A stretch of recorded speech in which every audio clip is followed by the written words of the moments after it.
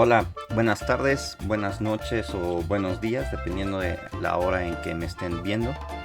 Recuerden que esta es una clase pregrabada para la carrera de Ingeniería Civil en la FES Aragón del grupo 1750, semestre 2022-1. Mi nombre es Emiliano Pérez Cortés, soy el profesor de esta asignatura de hidromecánica. Entonces, como ya bien lo saben, mis alumnos van a ver esta clase pregrabada y después en la sesión interactiva pues les pido que lleven todas sus preguntas, sus dudas, comentarios para que hagamos pues bien la práctica de resolverle dudas o aumentar algún comentario o algo que se me haya pasado o lo que sea, ¿no? Si hay que hacer un fe de ratas, etcétera, ¿no? Entonces, pues vamos a iniciar. Bienvenidos. Bueno, ahora vamos a continuar con los subtemas. En este caso vamos a ver el subtema 1.4, que son las componentes principales de una central hidroeléctrica, ¿no? Primero vamos a ver a grandes rasgos o en un esquema de manera general eh, cómo es el comportamiento de una central hidroeléctrica con turbinas Francis y turbinas del tipo Kaplan, ¿no?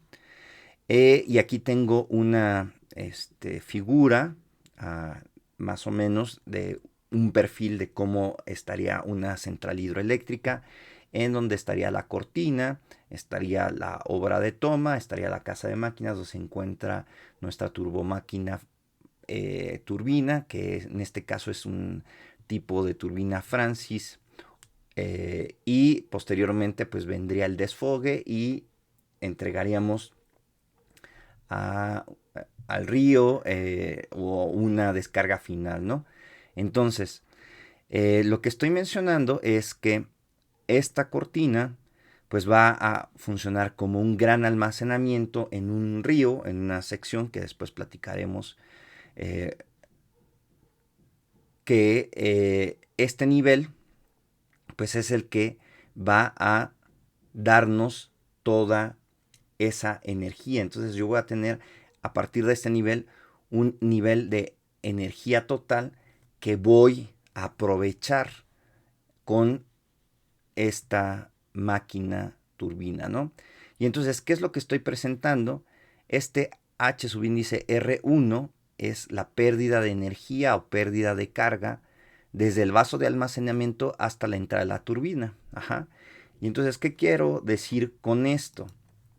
Yo voy a tener que la partícula de agua o las partículas de agua en esta vena líquida que voy a hacer el análisis, pues van a pasar en esta formación, después van a entrar a la tubería y todo este recorrido antes de llegar a la turbina, antes de llegar a la turbina, pues van a usar esta porción de la energía o de este horizonte de energía que voy a tener, van a usar esta porción, que es lo que estoy mencionando. Por lo tanto, pues esta es la línea de energía, es su continuidad, digamos, calculada y teórica del recorrido de esa partícula dentro de la tubería forzada antes de entrar a la turbina, ¿no? Eso es lo que estoy tratando de decir, qué es lo que pasa con estas pérdidas, ¿no? De manera, bueno, entonces tengo esta que sería HR subíndice, digo H subíndice R1, ¿no? Como pérdida de carga desde el vaso de almacenamiento hasta la turbina. Posteriormente, ¿qué es esta H mayúscula subíndice T mayúscula? Le vamos a llamar la carga neta. Y esta carga neta es lo que va a aprovechar la máquina como potencia hidráulica para después convertirla o transformarla en potencia mecánica, y esa potencia mecánica la va a mandar a un generador, como ya lo platicamos en la clase anterior, y ese generador va a producir esa potencia mecánica, la va a transformar en potencia eléctrica, ¿no? Aquí ya en la imagen ya no puse, digamos, la planta de, de generación, o bueno, más bien la planta que transmite a las líneas de alta tensión de Comisión Federal de Electricidad, en este caso para México. Ya aquí ya no lo puse, ¿no? Pero eso es, digamos que lo vamos a ir platicando y ya con más detalle cuando estemos en el capítulo de, pues, las centrales hidroeléctricas, ¿no? Entonces, continúo. Esta le vamos a llamar carga neta de la turbina, que es la que va a aprovechar la turbina. Y pues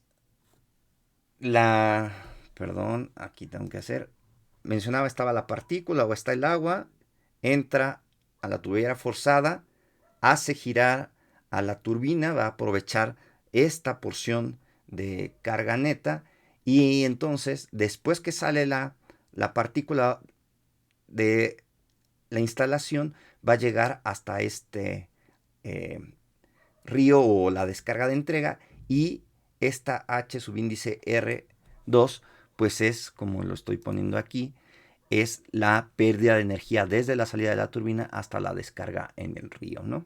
Ajá. Por lo tanto, también le vamos a dar la siguiente nomenclatura. Desde el nivel del el almacenamiento, perdón, desde este nivel al almacenamiento hasta el nivel en la descarga del río, esa magnitud le vamos a llamar carga bruta. Ajá. Que es, como lo están viendo en la imagen, es la diferencia entre los niveles del agua del vaso del almacenamiento y la descarga del río.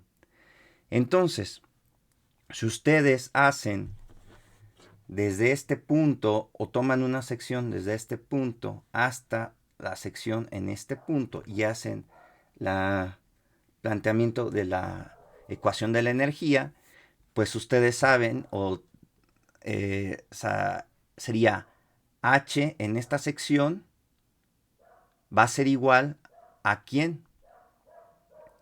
Pues menos HT igual a la energía total en esta sección o en este punto más la sumatoria de pérdidas de energía. Eso lo estoy diciendo platicado. Pero es esto, ajá, en, digamos, resumidas cuentas, en el que yo sé que la carga neta de la turbina, que es lo que me va a interesar, esta carga neta, ¿quién es? Pues es esta carga bruta menos las pérdidas de energía, la sumatoria de pérdidas. Es algo similar. Ajá. Ustedes pueden plantear la energía con sus reglas, pero deben de llegar a lo mismo. Ajá. Ustedes ponen un plano horizontal de comparación, hacen el planteamiento en dirección de cómo es el sentido del flujo y les tiene que dar lo mismo. Ajá. Y algo similar como lo hice en la clase pasada del planteamiento de cómo obtener la curva de resistencia del sistema, pues es algo similar lo que tengo aquí, pero para una central hidroeléctrica. Entonces yo tengo esta curva de la carga neta, va a ser igual a una carga bruta menos una K del sistema, de todo este sistema, ¿sí? De todo este sistema, por el gasto al cuadrado. Es decir, aquí yo ya no estoy haciendo el análisis similar como lo hice en la clase pasada para una planta de bombeo. Pero es algo similar, es algo similar. Incluso siempre les estuve diciendo que, o les estaré diciendo que una central hidroeléctrica, si volteamos el esquema, si hacemos un mirror, por decirlo así, en términos de, de video, ajá, pues sería la central de una planta de bombeo. Pero bueno, vamos a olvidarnos de esas cosas y que esto es lo que nos va a interesar. Esta es la curva que vamos a estar manejando y que vamos a ya ver con más detalle en el tema de el capítulo de las centrales hidroeléctricas. Ajá. Entonces, este fue un ejemplo a grandes rasgos de cómo sería el caso para turbinas Francis y Kaplan y obtener esta curva, ajá, o esta expresión. Para otra turbina, ajá, que se llama turbina Pelton, ajá, la situación es la siguiente. Y después, repito, después cuando estemos ya en ese tema, específicamente en ese capítulo y en esos temas, vamos a ver las grandes diferencias. Aquí está una turbina Pelton, que en el particular, ya después lo mencionaré, tiene dos agujas, ajá, con un rodete con cangilones, ajá, pero la cosa peculiar a diferencia de las turbinas anteriores, la turbina Pelton no está inundada. Esta turbina está a presión atmosférica y la turbina Francis y Kaplan son turbinas que sí están inundadas. Esa es una gran diferencia. Pero el análisis para obtener esta curva que les estoy presentando es algo similar a lo que mencioné. Ajá. Eh, el, el, esta expresión pues, es la sumatoria de pérdidas de energía, ¿no?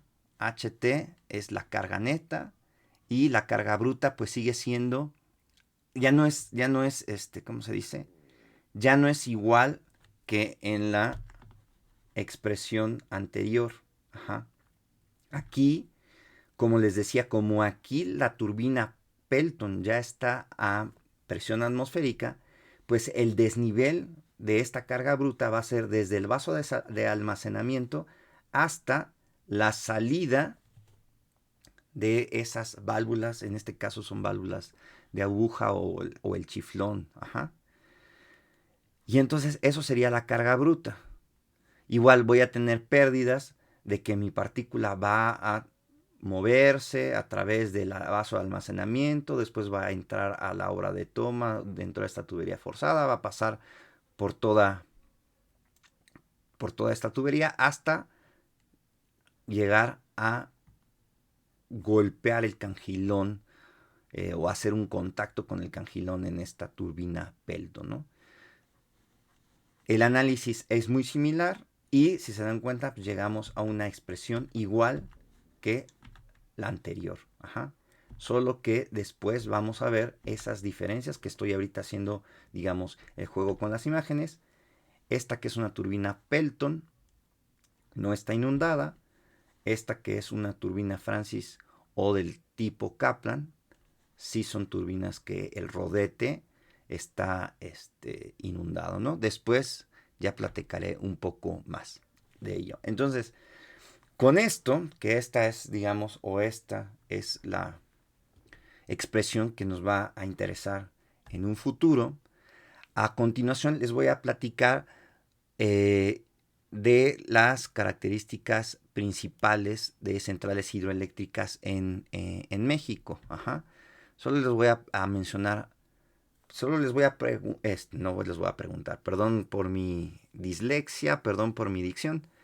Les voy a platicar solo datos técnicos de las dos presas más recientes que construyó Comisión Federal de Electricidad. Y les voy a mencionar otras presas muy importantes o principales centrales hidroeléctricas en el país, ¿no? Entonces, dentro de las principales centrales hidroeléctricas para el suministro de energía eléctrica en la República Mexicana, destacan las siguientes. Primero, ¿cuál vamos a ver? ¿O cuál les voy a mencionar? La Leonardo Rodríguez Alcaine, el Cajón en Nayarit. Y esta es una fotografía panorámica del sitio. Esta fotografía la tomé de una presentación de la Comisión Federal de Electricidad. Estos son algunos de sus datos técnicos de esa presentación que se hizo. La caída neta de diseño de las turbinas en esta central hidroeléctrica es de 156.54 metros. Esta central hidroeléctrica tiene dos unidades de tipo Francis que son de 5.3 metros de diámetro. Son 380.33 megawatts de potencia a caída nominal por unidad de esas turbinas. La velocidad de rotación de las turbinas es de 150 revoluciones por minuto. El gasto de diseño de cada una de las turbinas son de 260 metros cúbicos sobre segundo. La potencia instalada de esta central hidroeléctrica es de 760 megawatts, con una generación media anual de 1.230 gigawatts hora, ¿no? Estos son algunos datos técnicos de esta central hidroeléctrica, la Leonardo Rodríguez Alcaine, mejor conocida como El Cajón, que se encuentra en el estado perdón, la dislexia, en el estado de Nayarit. Y es que iba a mencionar que, si no mal recuerdo, está sobre el perfil del río Santiago, si no mal recuerdo. Y si me equivoco, pues ya haré la fe de ratas, ¿no? Bueno. La siguiente que vamos a ver... no, antes de eso, entonces, como es una central hidroeléctrica que tiene turbinas del tipo Francis, es digamos que el esquema general, ojo, y aquí voy a hacer hincapié, este perfil longitudinal no corresponde al perfil longitudinal de la presa en realidad. Esto es nada más el esquema de manera general de cómo es el funcionamiento por ser de tipo Francis. Digamos que es más o menos cómo es el funcionamiento. Ajá. Es algo así.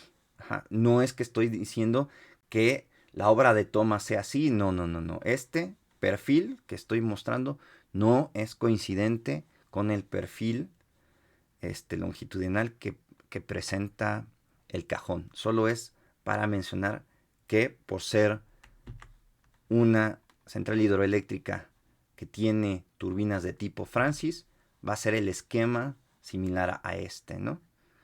Bueno, ahora sí, la siguiente presa que les voy a platicar es la Alfredo Elías Ayub, mejor conocido como la Yesca, en Nayarit, en el estado de Nayarit.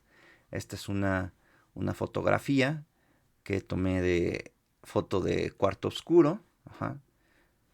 Y bueno, algunos de los datos técnicos de esta central hidroeléctrica es que el nivel de diseño correspondiente a la carga de diseño de la turbina es en la cota 556.49 metros sobre el nivel del mar. Esta central hidroeléctrica también está en su casa de máquinas, tiene dos unidades de tipo Francis. El gasto de diseño es de 250 metros cúbicos sobre segundo. Son 375 megawatts de potencia por unidad. Son 750 megawatts de potencia instalada. Y la generación media anual es de 1210 gigawatts hora, ¿no? Aquí pues estoy haciendo el fe de ratas verbalmente, pero digamos que esa es la generación anual de datos técnicos, más o menos de la presentación de CFE que les digo que tomé, de donde tomé, estos datos, ¿no?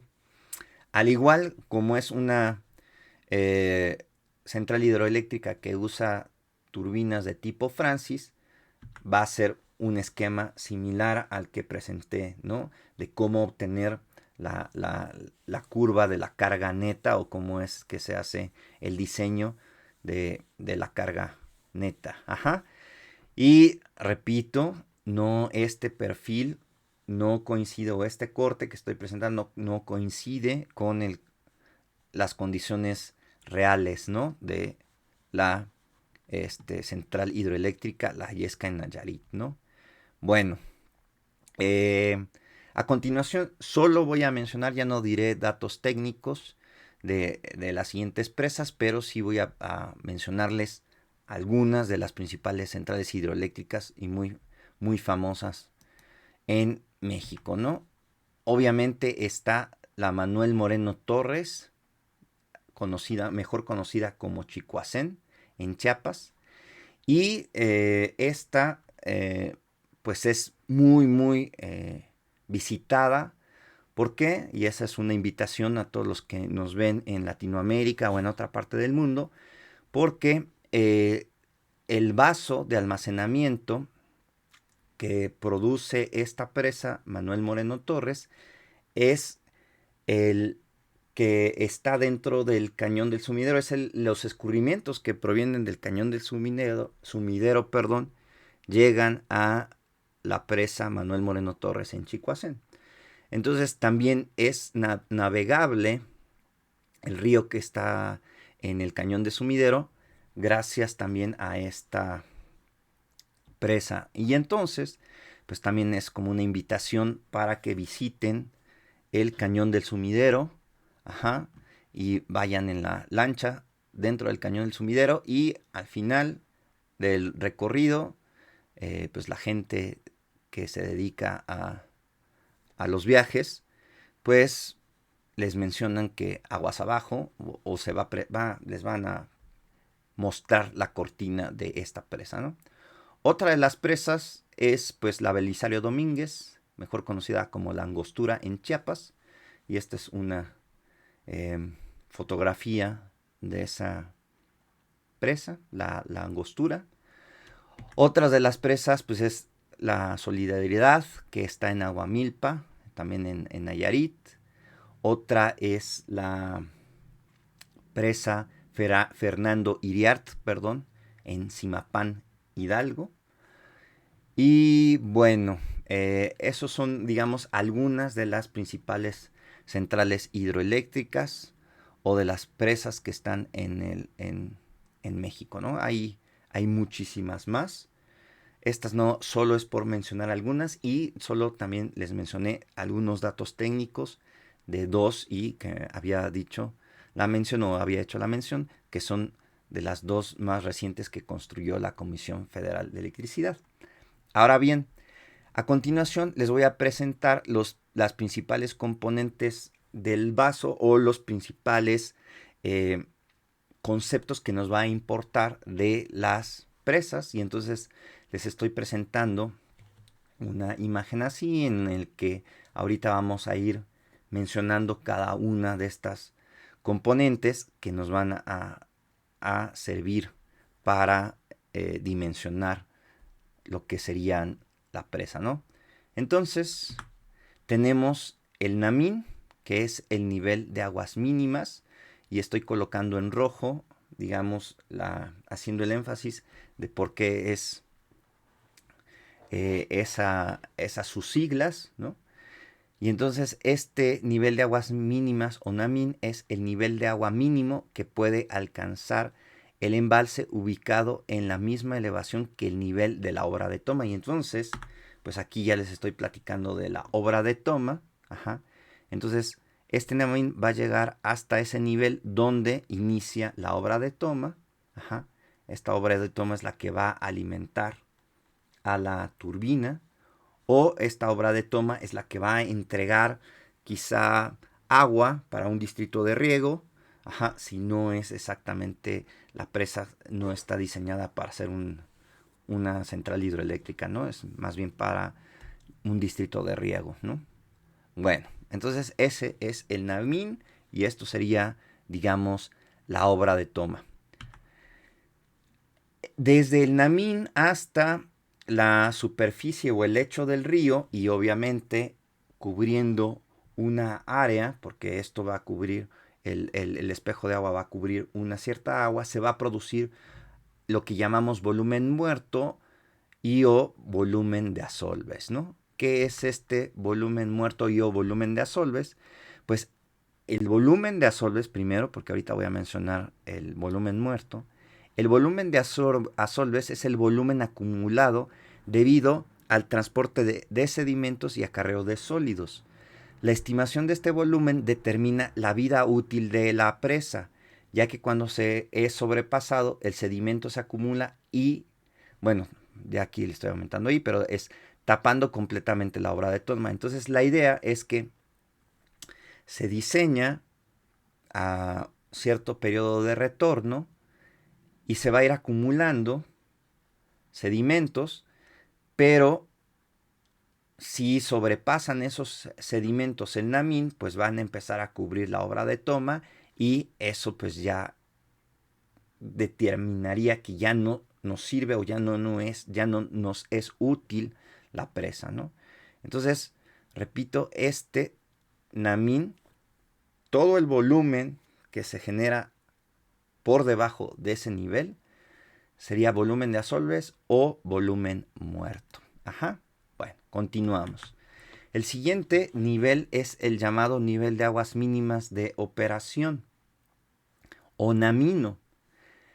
Este determina el nivel mínimo en el que puede operar la presa para satisfacer una cierta demanda. En el caso de las hidroeléctricas, está determinado por el rango de operación de las turbinas. Es decir, la turbina va a tener un rango de operación que proviene de esa carga neta o de esa HT que acabamos de ver o que les acabo de platicar.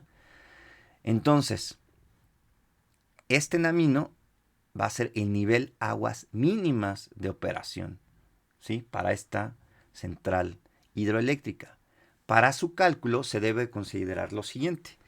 La carga mínima necesaria para que las turbinas operen brindando la eficiencia aceptable posible y debe estar ubicado por encima de la obra de toma a un mínimo de 2.5 veces el diámetro de esta desde el nivel de plantilla de la misma. Entonces, decir, imaginemos que aquí yo tengo un diámetro, por decirlo, de 1 metro. Estoy exagerando el ejemplo, pero es para que se entienda rápido. Imaginen que yo tengo una obra de toma y el diámetro es de 1 metro. Por lo tanto, el nivel de aguas mínimos de operación debe de estar a un mínimo de 2.5 veces el diámetro, es decir, a 2.5 metros, ¿no? Por encima de la obra de toma. Ajá. Bien, entonces continuemos. Ahora bien, del NAMINO, entre el NAMINO y el NAMIN, eso también lo considero volumen muerto. Y ahorita voy a leer lo que es eso de volumen muerto. Se desprecia para la operación de la turbina. Cuando se dice que una presa está seca, entre comillas, quiere decir que el nivel del agua está por debajo del NAMINO y no puede operar. Entonces, si el agua en esta presa está por debajo de este nivel, yo no puedo operar la turbina, porque la turbina ya no tendría la carga neta de diseño, ya no tendría su carga neta en su mejor punto de eficiencia. Por lo tanto, a partir de este nivel, todo nivel que esté por debajo, esto pues es un volumen muerto, es un volumen de agua que no voy a utilizar, ¿sí? Que no puedo operar con él. Ajá. Esa es la razón del volumen muerto, que también se considera, como lo había mencionado en las imágenes anteriores, ¿no?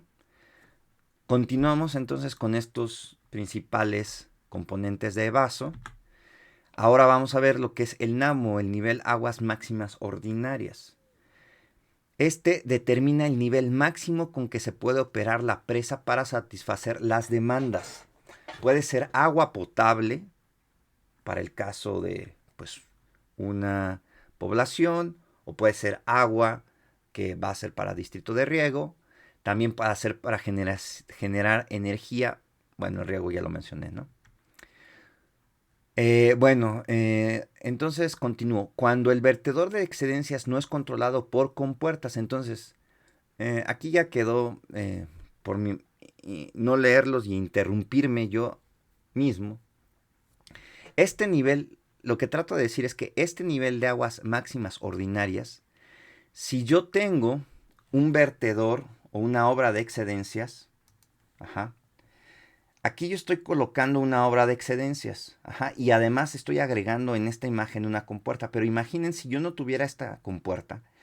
Si la obra de excedencias no perdón, si esta obra de excedencias no requiere compuerta, este nivel de aguas máximas ordinarias coincide con la cresta o donde inicia el derrame de agua por esta obra de excedencias. Ajá. Ese nivel de aguas máximas ordinarias, si no existe compuerta, coincide ese nivel con la cresta del vertedor o de la obra que va a verter, que va a empezar a derramar agua por esa obra de excedencias. Ajá.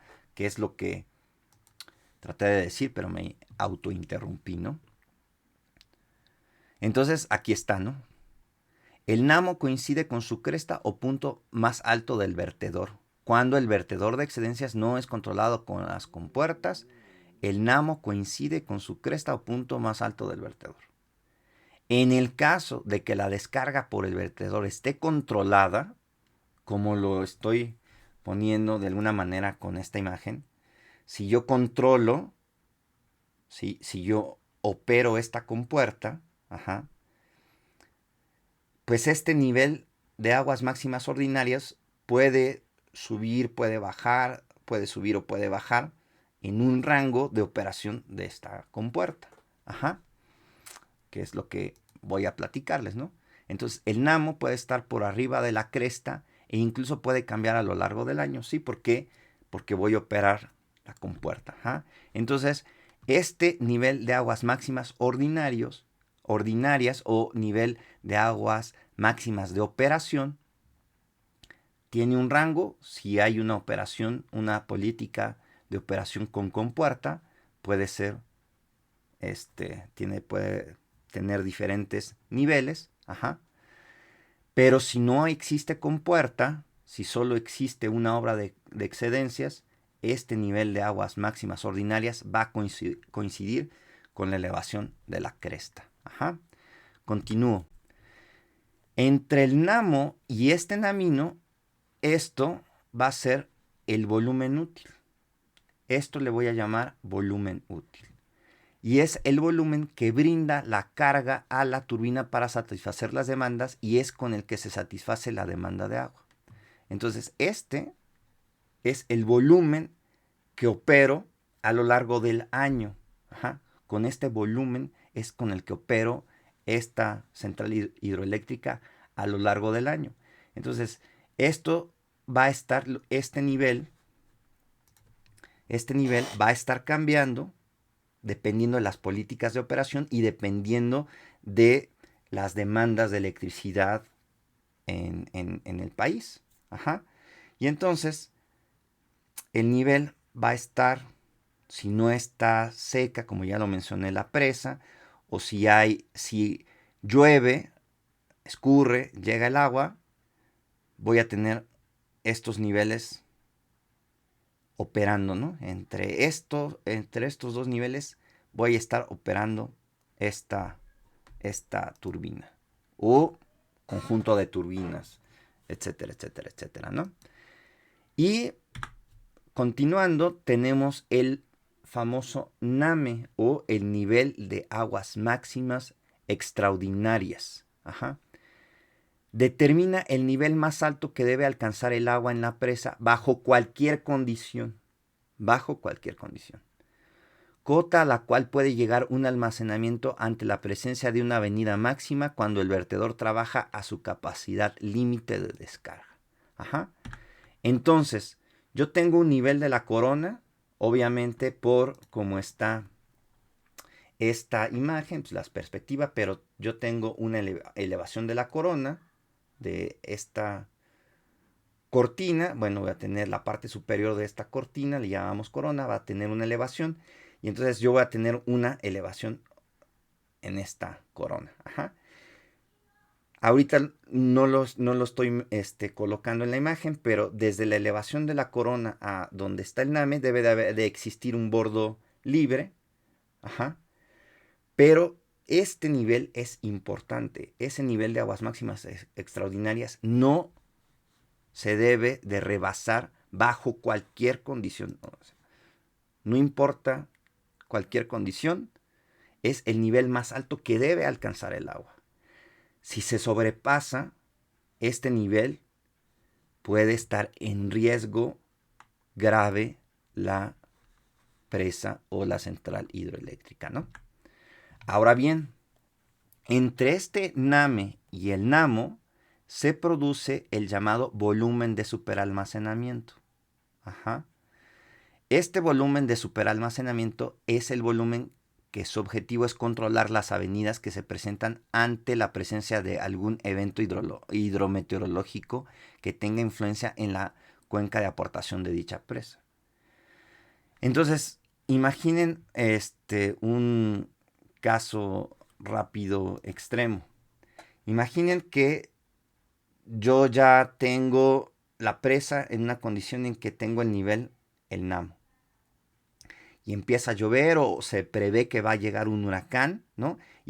A un país, y ese huracán va a golpear al país y con ello va a llevar una gran cantidad de posibles precipitaciones a la cuenca de cierta presa y cierta central hidroeléctrica. Entonces se tiene que prever que los volúmenes que van a escurrir y que van a llegar a esa central, pues no sobrepasen este volumen de superalmacenamiento y por obviedad no sobrepasen el NAME, porque entraría en riesgo nuestra obra de nuestra central hidroeléctrica y nuestra obra de excedencias, etcétera, etcétera, etcétera, ¿no? Entonces, ya como resumen de así de las grandes, a grandes rasgos, los principales componentes del vaso, pues es esta imagen, ¿no? En donde aquí sí ya estoy colocando el borde, el llamado bordo libre que les había mencionado verbalmente, y pues esto es a grandes rasgos el esquema, uno de los esquemas que en un futuro, cuando ya estamos en el tema específicamente de las presas, pues lo voy a retomar, pero es para que recuerden a grandes rasgos cuando hablo del NAME, NAMO, NAMINO o NAMIN, e inclusive cuando ustedes lleguen a una presentación o algún documento que tenga que ver con una central hidroeléctrica, pues sepan qué les dice este nivel NAME, qué es la elevación de este NAMO, etcétera, porque son pues conceptos y son datos técnicos que tienen todas las presas y especialmente las centrales hidroeléctricas. Pues bien, esto sería todo de mi parte para la clase del día de hoy.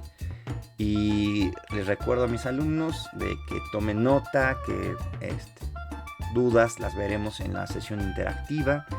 Aquellos que están viendo este material en otra parte del planeta y que no están suscritos, les invito a que se suscriban, que activen las notificaciones, es decir, que le pongan a la campanita para que cada vez que suba material nuevo y bueno, ¿no? Pues le den un me gusta, lo compartan, que hagan comentarios, etcétera, y todas esas cosas. Aquí se va a presentar la clase anterior, después la voy a colocar en el portal de YouTube. Aquí va a aparecer la clase siguiente y bueno, eso sería todo de mi parte. Yo me despido. Hasta luego.